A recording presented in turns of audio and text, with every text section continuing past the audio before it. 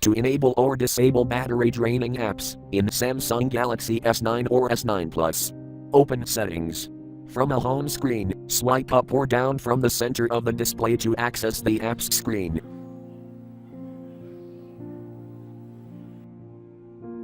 Tap Settings.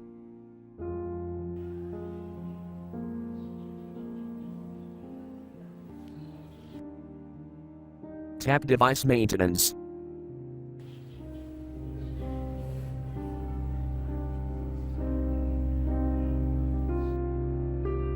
Tap Battery.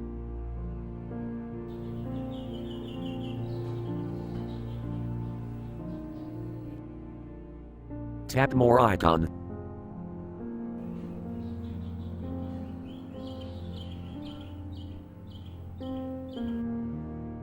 Tap Advanced Settings.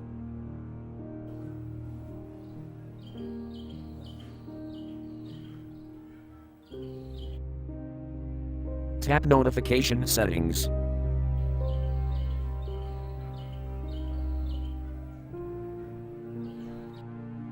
Tap Battery Draining Apps switch until blue to enable, or tap until gray to disable.